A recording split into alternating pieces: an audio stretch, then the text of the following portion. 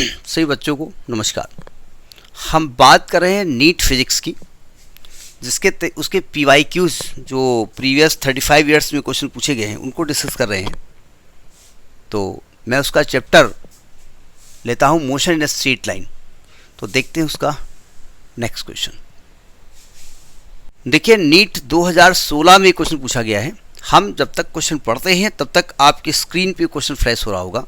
उस क्वेश्चन को ध्यान से देखिएगा, अपने आप लगाने की कोशिश करिएगा, फिर हमारा सोल्यूशन देखिएगा। ठीक है, क्वेश्चन कह रहा है कि a body is moving with a velocity 30 metre per second.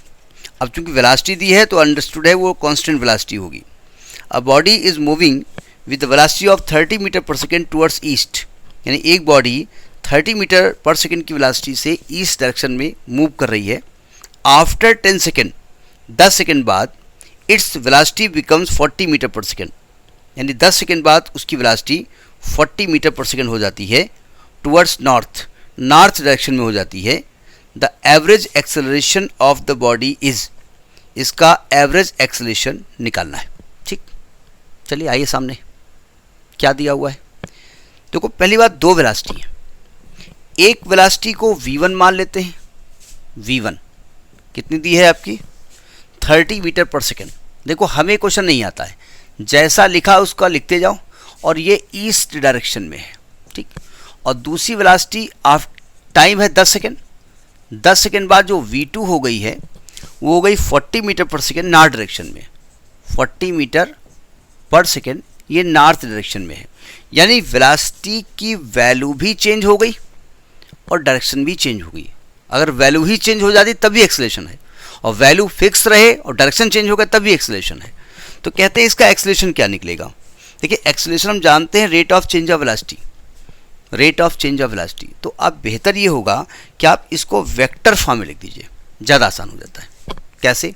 देखो ध्यान से, ये ईस्ट डायरेक्शन है जो कि एक्स एक्सिस का डायरेक्शन है, और नॉर्थ डायरेक्शन है ये वाई एक्सिस का डायरेक्शन है। तो पहले वेलोसिटी v1 है किधर? आई डायरेक्शन में, यानी v1 को अगर वेक्टर में हम रिप्रेजेंट करें तो क्या मैं 30i कैप लिख सकता हूं?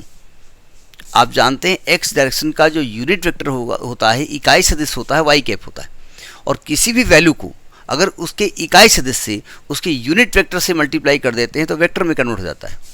अब 10 सेकेंड बाद बॉडी इधर चलना शुरू कर दी, v2 वेलोसिटी से रीच वाई डायरेक्शन में, पॉजिटिव वाई डायरेक्शन में। तो v2 आपका वेक्टर हो जाएगा 40j कैप हो जाएगा। ठीक, और आपको निकालना है एक्सेलरेशन। तो पहले तो रेट ऑफ चेंज ऑफ, पहले वेलोसिटी चेंज निकालो। तो final velocity minus initial velocity, मैं वेक्टर की बात कर रहा हूँ।